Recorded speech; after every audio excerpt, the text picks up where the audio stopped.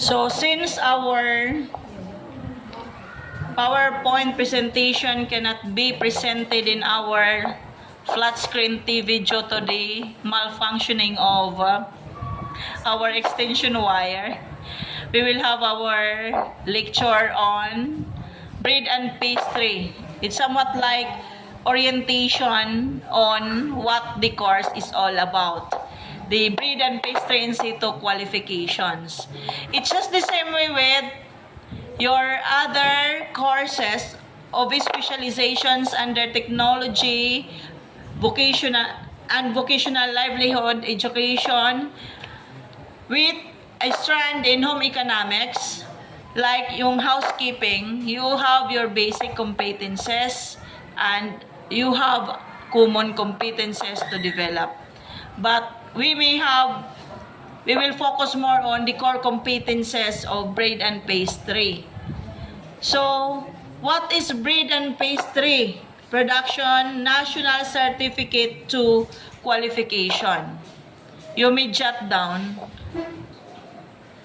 So, the bread and pastry production in situ qualification consists of competencies that person must achieve to be able to clean equipment. Ibig sabihin, hindi lang sa magluto. First and foremost, you should know how to clean and sanitize tools, utensils, and equipment that you use during baking. So, to clean equipment, tools, and utensils, and prepare portion. You may prepare portion or parts and plate. Magpo-portion ka, magple-plating ka pa. Diba? Prepare portion and plate pastries, breads, and other dessert items to guests in hotels. So, ibig sabihin, related lagi hap kita, ano? Ito yung housekeeping, wherein students in TVL with housekeeping specializations in HE Strand can work in hotel and restaurant. So, in hotels, motels, restaurants, clubs, cantons, resorts. Saan yung mga resort? Do we have resort in our locality? Where is it? Ha?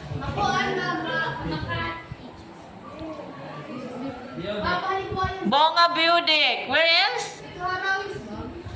Oo, yung ano daw Tarawis, ang tawag, parang para matakit.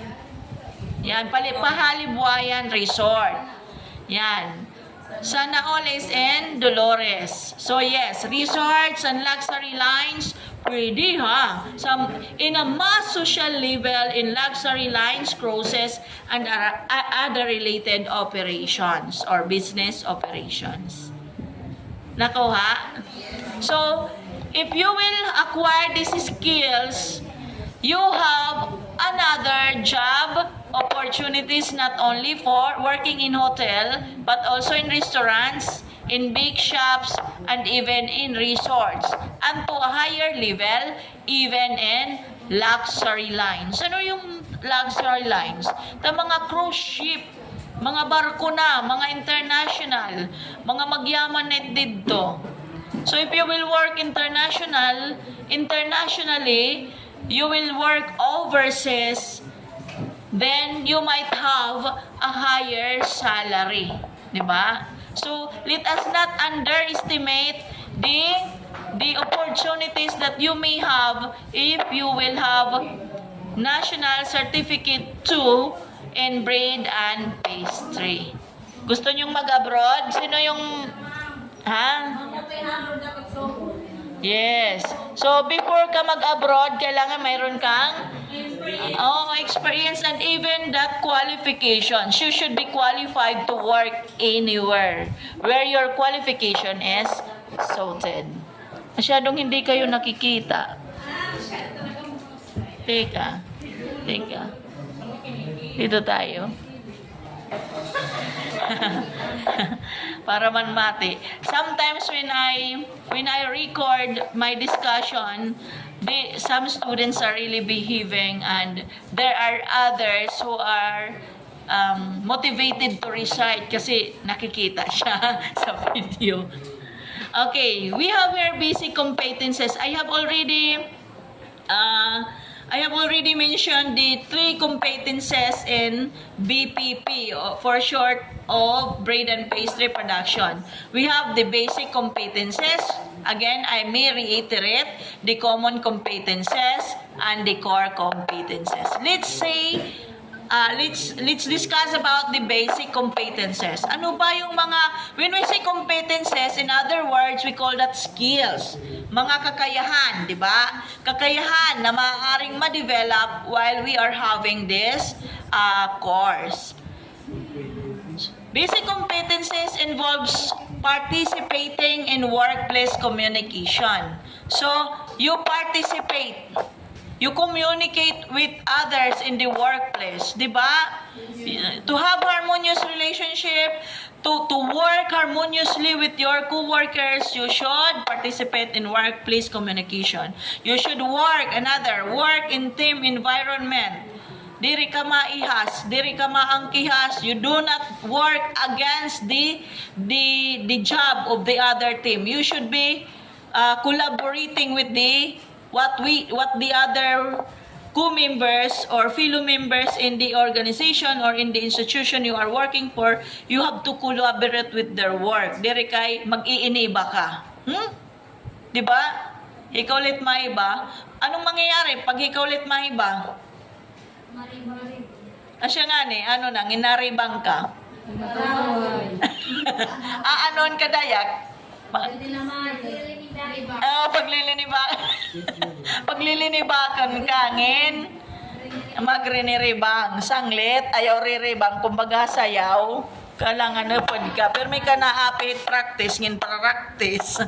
Okay, so next is practice career professionalism. You should be, you show professionalism. Maging professional ka.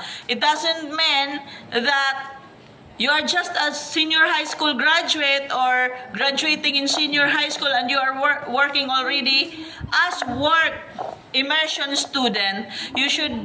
It's acceptable that you will not be showing professionalism. No. You show professionalism by the way how you groom yourself. How you show your personality by pwede ka mag-makeup in a light manner, hindi yung makeup na pang-artista kasi iba naman yung entertainment work, di ba? So you wear makeup but a light makeup. You wear uniform because uniform tells about your organization that you are working for. Di ba? Yung nagsasabi, kahit hindi mo alam kung saan nagtatrabaho ng isang tao, pag nakita mong naka-uniform siya na pang-pulis, alam mo na saang agency siya nagtatrabaho. Philippine National Police Office. Di ba? So, your professionalism should be shown. Dapat, hindi ka nalilate. You should not be tardy in your work. Then, another basic competency is practice occupational health and safety procedures. Examples of this is, of course, never forget to wear your personal protective equipment or your PPE. For students in housekeeping, what are your PPE? You wear your hairnet and your gloves and apron. Mask. It's just the same way with bread and pastry. We have common competencies in bread and pastry, which is also the same with housekeeping. You should develop and update industry knowledge. May mga trends, mga bago in the field of housekeeping or in the field of hotel and restaurant management. There are trends also for in bread and pastry making. Yung diri ka na nagmiminasa manually using your hands, but as you have seen a video previously, as I have shown you, mayroon na siyang igmarasa, di ba? Mayroon siyang dough maker machine which is big. which can produce a large amount of dough which doesn't require much energy from the baker. Then, we observe workplace hygiene procedures. Kung may sakit ka, you file for leave. Most especially kung may sipon or may trangkaso. If you have flu, because it is a communicable disease. Pwedeng makahawa. Then, another is, of course, wearing your PPE. You wash your hands before you handle foods. Diba? Yes. Wash your hands properly.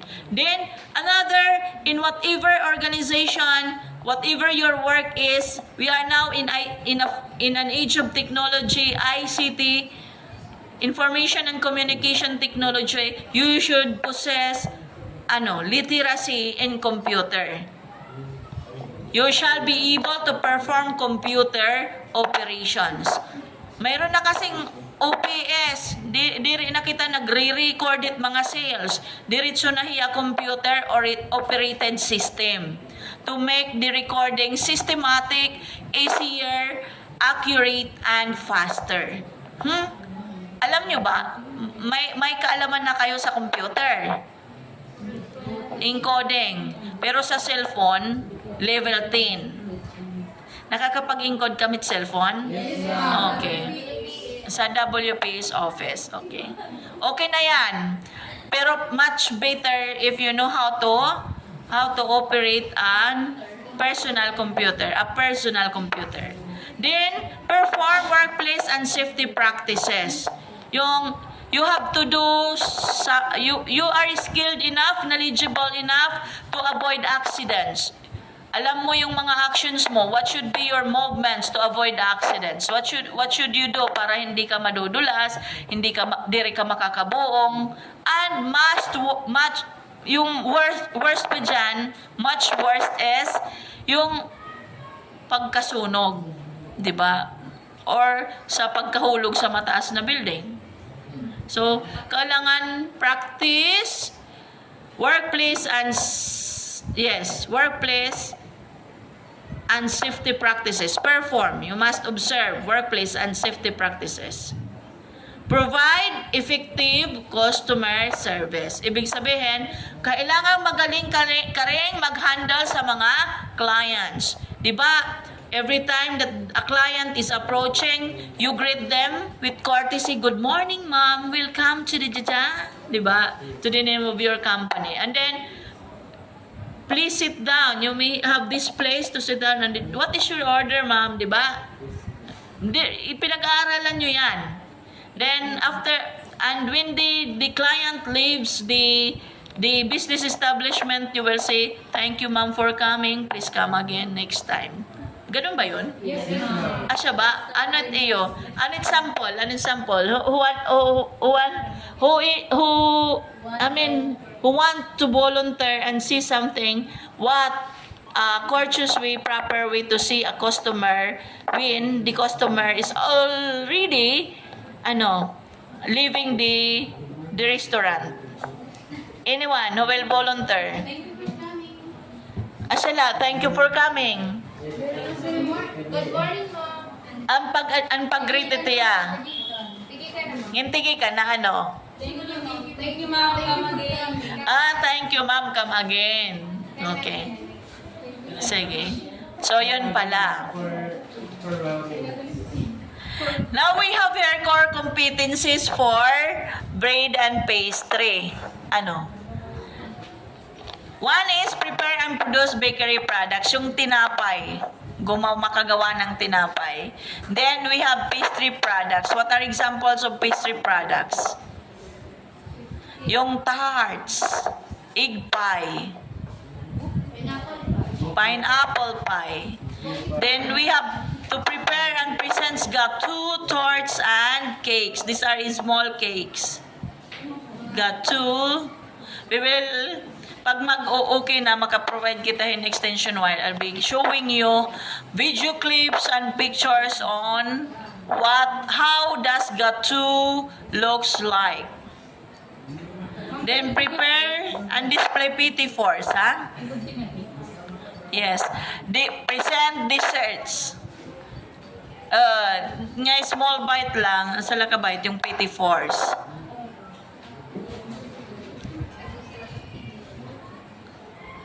For basic competences, participate in workplace communication. What does it mean? You have to show your knowledge, skills, and attitudes required to gather, interpret, and convey information in response to workplace requirements. So, maaram ka makaintindi. Ha? It mga impormasyon nga ginahatag haim. Ngan paano nim gagamitan it mga impormasyon? Like the instructions given to you by your manager. The instruction or the policies of the restaurants or the bake shop. You have to understand that. Ano? So, nabilong itiyahan basic competences. Isa sa mga competences, yung unit of competency on obtaining and conveying workplace information, marunong kang magtanong. Effective questioning. Huwag kang mahiyang magtanong. If you are not sure of what you are doing in the workplace, you ask questions, right? Then, listen actively. Then, say something accurately, or you should have that speaking skills to gather and to convey information. Examples, your manager will inform you that this is the price of this certain bread. Diba? This is the price of this cake. Then you have to convey to your clients, if your clients will ask questions, if how much is the price of this one. Diba? Maram ka. Then, you should also know or develop non-verbal to understand. You should understand non-verbal communications. Like, welcome ma'am, di ba? Your hand gestures can show a customer or client that she is really welcome. Bangkam sumire nga, welcome ma'am.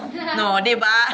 Yung facial expression pa lang. So, what you speak should be in coherence of your movement of your body, or what we call non-verbal communication. Even the sparkling of your eyes can tell that the client is welcome. Or not only about the clients, even if you're towards your co-workers. Ba, nagpipinanlipar ka na nga. Giaringiti ka na. So, iwas kailangan you should have harmonious relationship with your co-workers, not only with the clients but with your boss or employer, or else you will be fired. You will be fired. Yun yung mga competences. You should attend on time team meetings. Meeting man lait, maburing man lait. So, wag ganyan. You should always attend meetings on time. Then, if you have your opinion, you can share your opinion. You can express your opinion, but express it clearly. And, of course, when somebody else is already speaking, just listen and do not interrupt. Diba? Yes, ma'am. Workplace interactions are conducted in a courteous manner. Kailangan, if you interact in the workplace, kailangan ikaw ay respectful. Ha? Pirme. In the way you act and the way you speak, you should be respectful. Diri kay nagbabangayan, nagliliparuay, nagdadabugay. May ganon. Nangyayari ba yon dito? Depende. Oh my God. Baka madirect niyo dito ha work immersion place. Nakakahiya sa mga maliban pa. Oo. Diba? So, tandaan, walang dabugan, yung mga mata, kung nasiringit si Mod, ma-demonstrate pa. No, diri dapat i-develop it name nga wag ipagpatuloy ang kinaiyan na yan.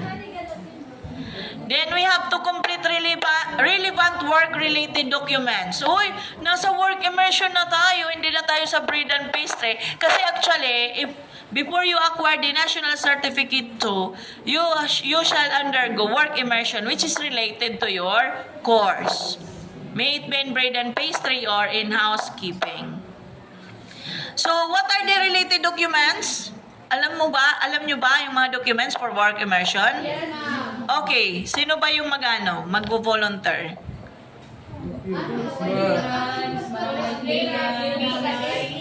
Oh, do not answer it in unison. Please come here. Come. Didi, kikilawan niyo. Didi. Ano? Didi. The documents